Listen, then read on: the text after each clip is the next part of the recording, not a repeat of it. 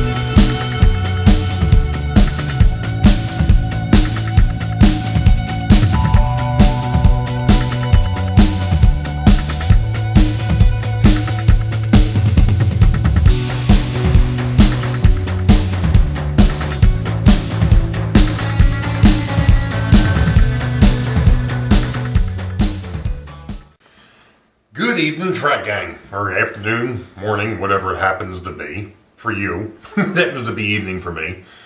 Not sure what just happened there. That was fascinating. I'm using my new battery pack for the light. I actually used it the other day and didn't have any issues, but for whatever reason it just flashed. Anyway, great. Welcome to vlog number 4. the day after. It happens to be the 25th of January 2021. Like I said, this is vlog number 4. And I'm still recovering, I guess. As you all saw before this video actually started, I have a new addition to the railroad,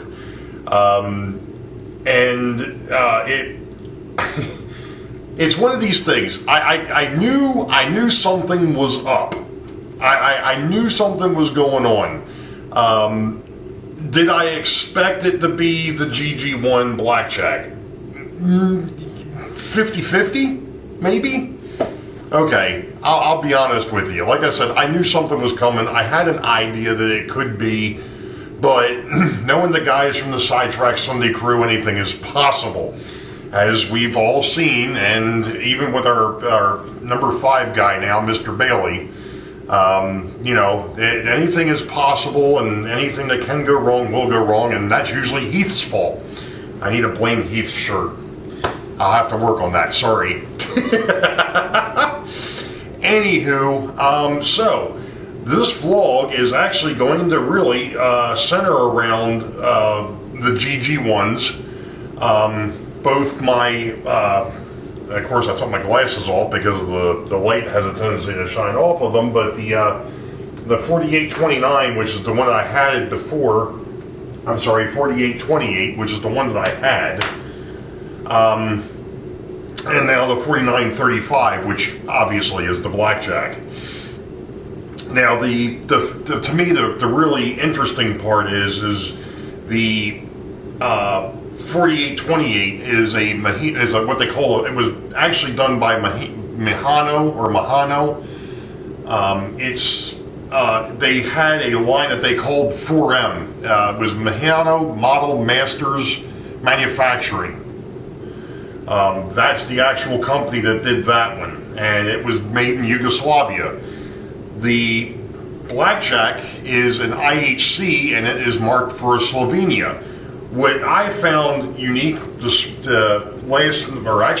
morning when I came down before I started work, I actually turned the two of them over, and the way that the trucks are set up, it's exactly the same. They're both done the same way, which tells me that either Mahano was bought by IHC or IHC bought Mahano, and I think that's probably more the latter, or later, that IHC bought Mahano at one point and just used their tooling. It's one of the things that we kind of touched on last night during the Sidetrack Sunday, You know, years ago, Lifelike bought up all the dies and stuff from Varney and Lifelike, or Varney and Penline and Revell, and that's how Lifelike got started, really.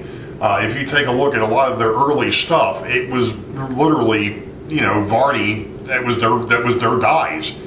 Of course, then eventually Lifelike turned around and put their own mechanisms and things like that in them. But the Revell, the same thing. A lot of the early '70s locomotives that Lifelike had came from the old Revell dies. But anyway, completely off topic now. So what we're going to do tonight, or a part of this vlog, is we're actually going to take a look at the two GG1s side by side.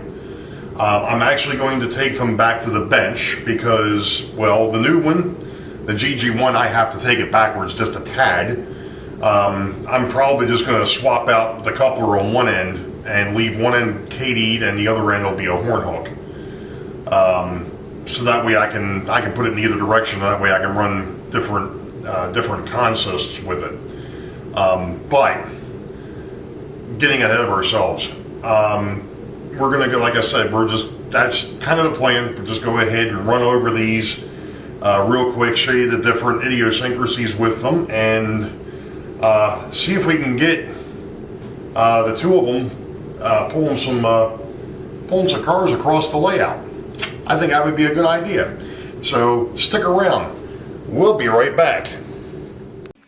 Really wish there was a better way of doing this. And no, I'm not talking about this. I'm talking about the camera.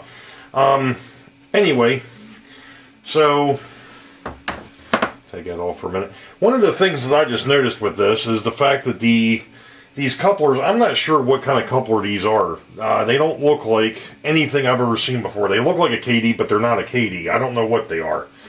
But one of the things I did notice last night with this is the one pantograph won't stay locked down.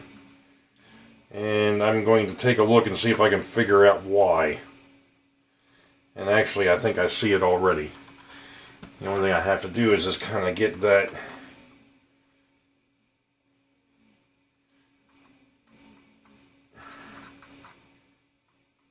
bent back up a little bit.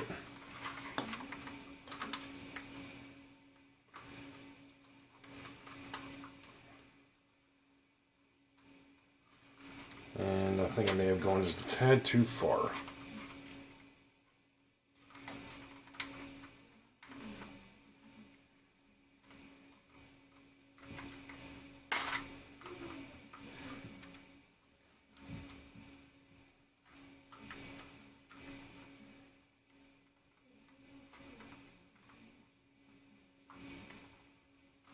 Okay. Alright, so, anyway, now that we've got that taken care of, as I was saying, if you take a look at the bottom of these, and I'm hoping that this is showing up on camera, they are identical. And that's what leads me to believe that at one point in time, Mahino Model Masters became IHC, which is fine. That's kind of cool, because obviously there were some changes that were actually made on the IHC model that weren't done on the Mahino Model Master, the 4M, which is fine. One of the things that I am noticing here, though, is the fact that this here has either been modified or it actually came with coupler pockets that are actually screwed in. Again, not an issue, and in actuality it kind of makes this whole process of swapping out couplers a little bit easier, as long as you've got a screwdriver that actually can get in there to get the screw out. And of course, all my screwdrivers are out on the layout. It never fails, honestly. Oh, wait a minute, there we go. Let's see here. Yep, there we go. That's all it takes is a small jeweler's screwdriver to get in there and get that out of there, hopefully. Perfect. Alright. Yeah, I'd have to say that that was probably a modification. Maybe. That's okay. Hey. That's all good. Anyway, let's, before I get too much further into the conversion, let's go ahead and open these up. Of course, if you actually watched Sidetrack Sunday last night, you saw Heath boxing this thing up to send it back to me. And one of the things that I can tell you between the two of these, obviously, the IHC locomotive is a heck of a lot heavier. And you can really see why. There's a big lead weight in the middle of this thing. Not to mention, it's a dual flywheel, dual motor drive. I've never seen anything like this. Is really, really cool. Otherwise, the internals are somewhat identical. I mean, you know, it literally looks like what they did is, you know, just modify the inside to fit. It's either that or somebody, like I said, somebody may have gone in here and modified. I don't know. But this is a really unique looking mechanism. Now, one of the things that is different between the IHC model and the Mahino is this here is the contact for running off the overhead. So in other words, if you want to run off the overhead, you put the shell on this way. There's a brass contact here that makes contact here. With this one, there's a slide switch up underneath, which makes it changing from the overhead to track power a lot easier. Although I think with these, it really doesn't matter. It's still going to run off the track power even if you flip the switch. But if you wanted to run it off the overhead, you could. Which, as I've mentioned in the past, that is one of the things that I do want to do sometime in the future. Not now. I have a lot of other things that have to happen before I get into that mess. But one other thing I do want to do while I've got this on the bench, and I've got it apart, even though it was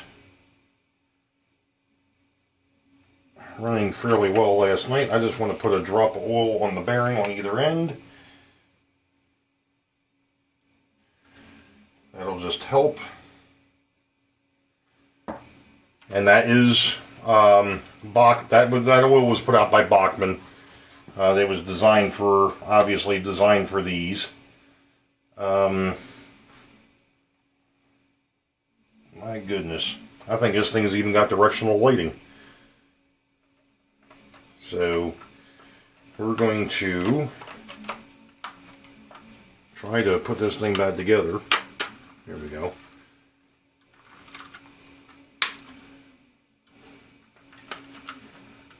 There it goes.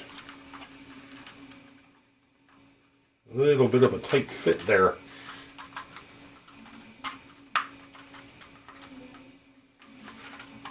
Not sure why this end.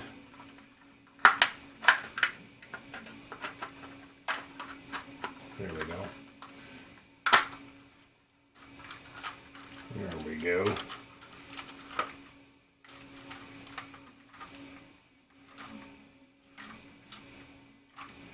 All right. Back in place. Now, the only thing is the pantograph popped again.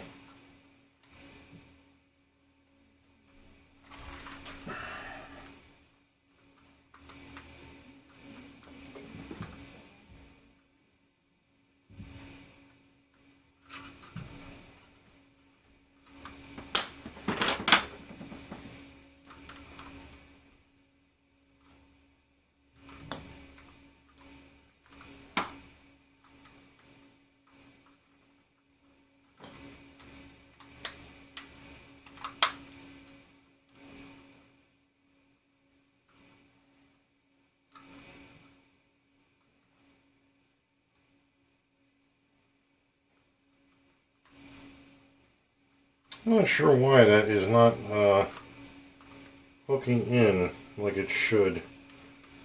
But that's okay. I think we'll be alright now.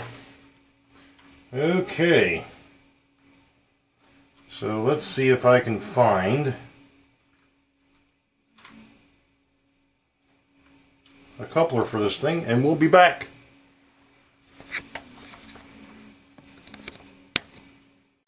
Okay, we're going to see how well this works out. I'm doing something very unique here. I'm actually using the center post from the tripod, the big tripod, and there's Engineer Beethoven again. But there's the, the big tripod anyway. So I just took the post out, and we're holding the camera that way.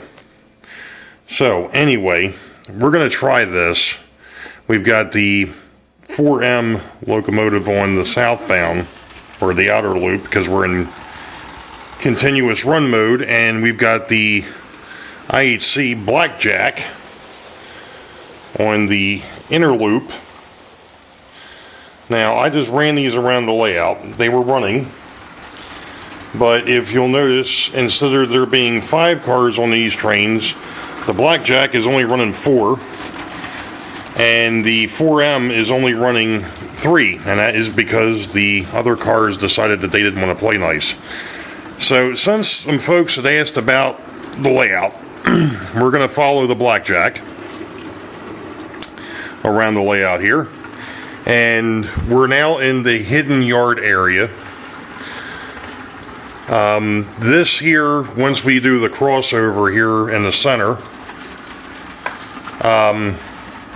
we would now be under operation. We would be headed northbound from the Richmond yard. This part of the layout would be unscenic.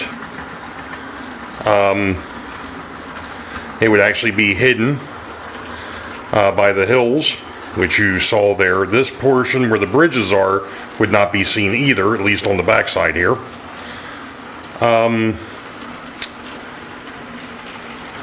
We are now proceeding past the Boeville, or what will be the Boeville passenger station, and we're actually running on the main line. We're not actually going to run through the passenger station, and as we can see, the Tuscan GG1 has decided it's going to stop until the other one went past, and I have no idea why that is. Alright, so we just passed through the Boeville passenger station, and now we're over here on the other side. This will be Boeville Yard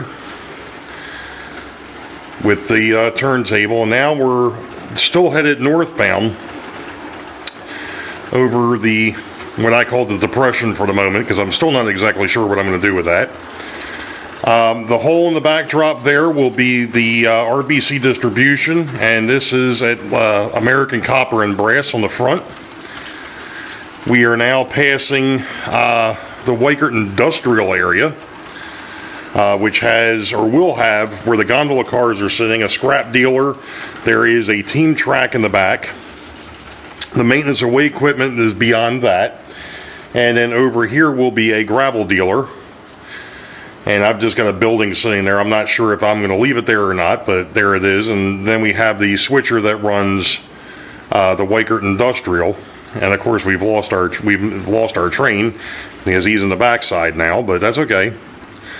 Because this here will be Newton's farm up on the top of this. I'm actually going to cut that down a little bit. It's actually a little too tall compared to the other hill, which is back there. So I think what we'll do here is we'll swing around here for a second, and we'll follow the Tuscan on the outer loop, or the southbound side.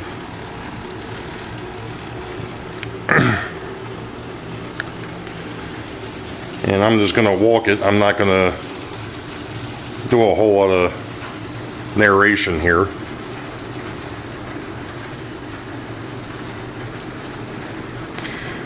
This here happens to be the control panel for the Boeville yard. And that in the back will be a representation of, well, people around here know it as Camden Yards, the warehouse. This time he decided not to get stuck. And we're passing through, or on the outside of Boeville Station. And this area will actually be a second level over top of these tracks.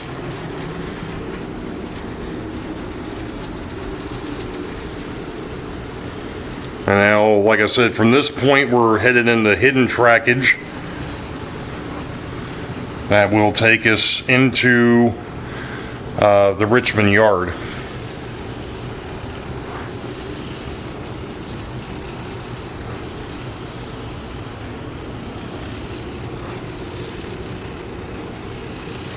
And this is the Harrisburg yard, this is the north yard.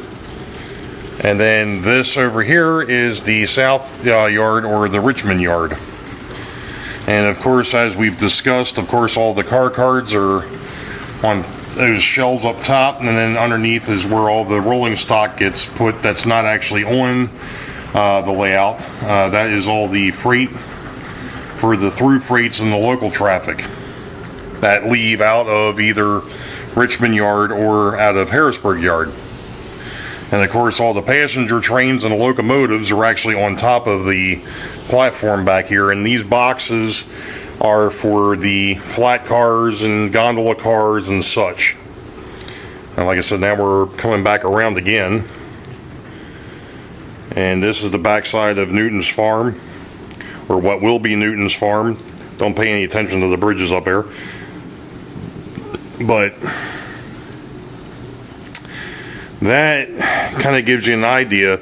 Now, I'm sure it's been mentioned, I know I've talked about it, but down the backside here, from where I'm standing, which, well, actually from that point down to the other end, all the way down the other end down there, that is a total of 34 feet.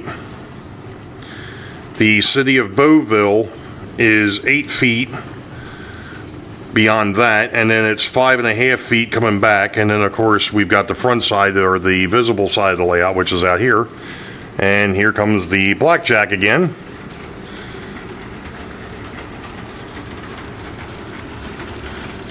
So let me scoot this back in. And that's that. Well, got a couple things accomplished with this vlog. Got to see, something that I know a few folks had asked about, was me doing a full tour of the layout, which we got done. We followed both the Blackjack and the Tuscan around the 4828. So that's done. There's only one thing left that I have to do, and I was thinking about that right before I turned on the camera, and that is the fact that the Blackjack needs a locomotive card. And it needs to be entered into the inventory. I'm going to go take care of that. That's not something that is, to me, really needs to be on film. So for one last thing, again, John, Jason, Rick, I'm sorry, let me back that up. John, Jason, Heath, and Rick, because Rick was just an innocent bystander. Guys, I really appreciate it. With everything that's been going on with me and everything that's happened, I cannot express how much this locomotive, this locomotive means.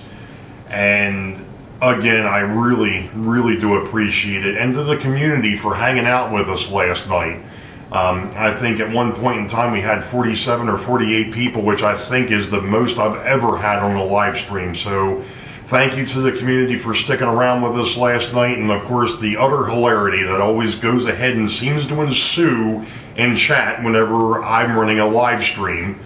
Actually, the way it's been here recently, just about every live stream that's on Sidetrack Sunday seems to have some sort of uniqueness to it. So,